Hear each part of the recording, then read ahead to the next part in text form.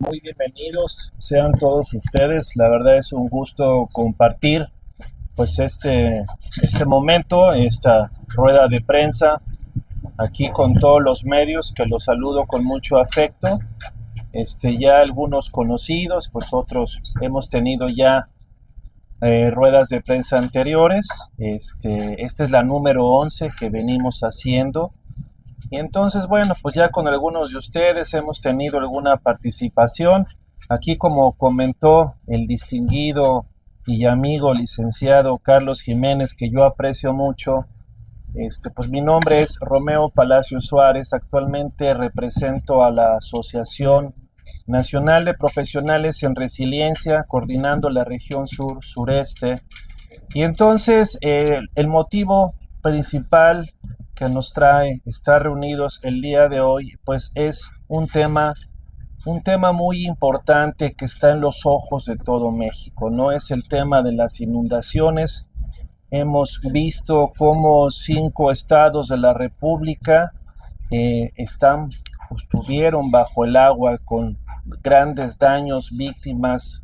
Por ahí datos oficiales se habla de 74 víctimas que desafortunadamente fallecieron, otro tanto igual, 76 que aún siguen desaparecidos.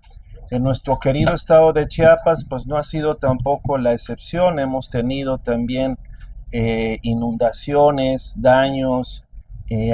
Recientemente un puente se colapsó en la zona de Mapastepec, ¿no? Entonces sí, son muchos los daños que tenemos y la gran pregunta y la incógnita es, bueno, ¿qué hacer?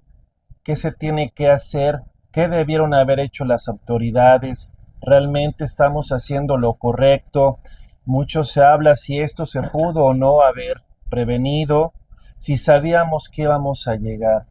En nuestra anterior rueda de prensa, que fue, si no me equivoco, como en julio, algunos de ustedes estuvieron, no todos, pero informamos, comunicamos, dijimos, alertamos que este año particularmente iba a ser muy desastroso. Y no lo decimos nosotros como organización, sino lo dice la CEPAL, lo dicen los científicos del mundo. Habían dicho que este año particularmente iba a ser desastroso, con pérdidas millonarias que asumían a más de 5,000 millones de dólares. Eso fue lo que informó la CEPAL a inicios del año. Y creo que nos quedamos cortos. Entonces sí había un antecedente, sí había motivos de alertarse, sí había razón de prepararse. Y entonces ante esa situación, por eso es que estamos haciendo esta rueda de prensa para informar no solamente lo acontecido, no solamente el hecho de haber alertado con 3 meses de anticipación. Cuando estaban iniciando las lluvias dijimos, este año va a ser desastroso. Entonces, en ese sentido, pues estuvimos informando oportunamente. Y ahora, pues bueno, yo quisiera empezar explicando todavía el hecho de, todavía hay mucha gente que se sigue preguntando, pero ¿por qué nos inundamos? Yo creo que las inundaciones son sin duda la principal causa de desastres, no solamente en Chiapas, en México, sino alrededor del mundo. Y cada vez nos inundamos más. Y ahí me gustaría explicar por qué nos inundamos y por qué cada vez, cada día va a ser más desastroso. Realmente la razón principal por la cual nos inundamos es porque hemos modificado las condiciones naturales del terreno. Con eso hemos modificado el ciclo hidrológico natural. Con esto quiero decir que en condiciones naturales, cada vez que llueve, la mayor parte del agua precipitada, su último fin es la infiltración y acumularse y recargar los acuíferos que son de paso la gran reserva de agua dulce. Pero la urbanización, el desmonte, la tala, el cambio de uso de suelo, ha modificado estas condiciones naturales del terreno que lo que antes se infiltraba ahora escurre. No nos inundamos porque llueva más, la cantidad de agua en el planeta durante los últimos 4.600 millones de años que dicen los científicos que tiene la Tierra ha sido la misma. O sea, no cambia la cantidad de agua, lo que sí cambia es la manera en que escurre el agua.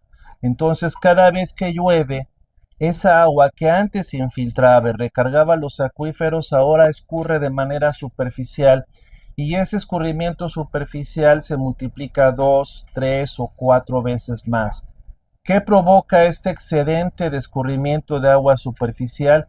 Que los cauces que tienen muchos años y que durante muchos años han surcado su sección hidráulica perfecta.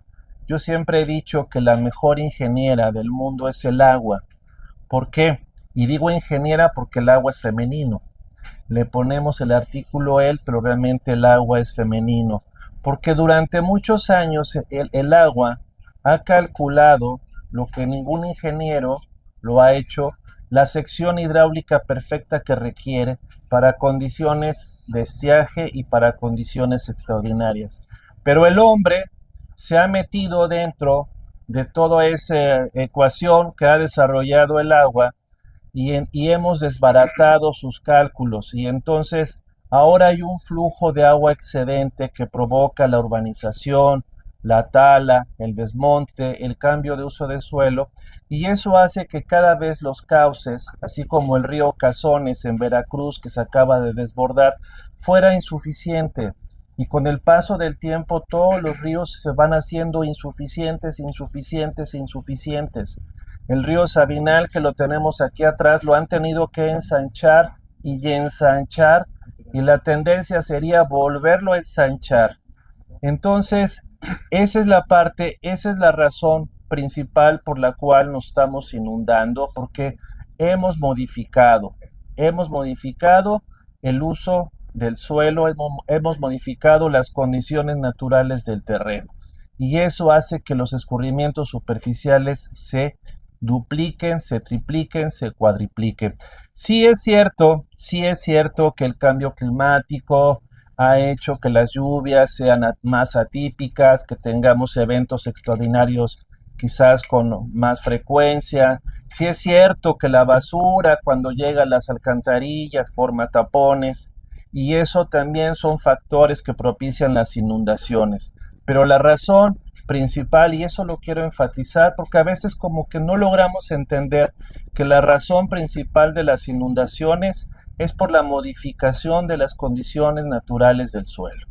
Entonces, una vez que hemos entendido esta parte de cómo nos inundamos, pues aquí surge la parte que como Asociación Nacional de Profesionales en Resiliencia, no ahora, desde ya hace algunos años, pues hemos venido tratando de impulsar y decir qué es lo que tenemos que hacer con las inundaciones. O sea, hacer canales, hacer ductos cada vez más grandes, ensanchar los ríos, meter embovedados, no ha sido la solución.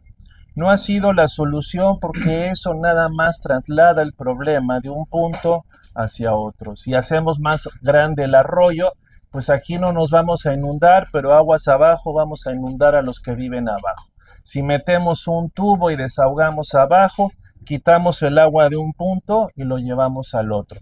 Entonces, ¿cuál es la solución que como asociación estamos planteando y que hemos querido transmitir y permear a las autoridades, a los medios, a la sociedad? Pues es lo mismo lo que nos viene diciendo el programa de las Naciones Unidas para el Desarrollo. El programa de las Naciones Unidas para el Desarrollo ya desde años atrás nos viene diciendo que tenemos que encontrar resiliencia hídrica. Y es ahí donde el concepto de resiliencia pues juega un papel importante en la reducción de riesgos de inundación. ¿A qué se refiere la resiliencia hídrica? Que es otro concepto importante que hemos tratado. Ayer me reunía con algunos diputados y yo siempre he expresado la necesidad de que estos conceptos estén dentro de la ley, porque si no están dentro de la ley estatal o la ley nacional de aguas, pues tampoco no vamos a ir de alguna forma avanzando. ¿A qué se refiere la resiliencia hídrica? Cuando hablamos de resiliencia, y si ustedes encuentran los conceptos de resiliencia, pues se refiere como una capacidad de sobreponerse ante desastres. Resiliencia en su concepto más original se refiere a retroceder. Resilience, que lo usaban los antiguos romanos cuando tenían que retroceder su ejército, reorganizarlo para seguir avanzando.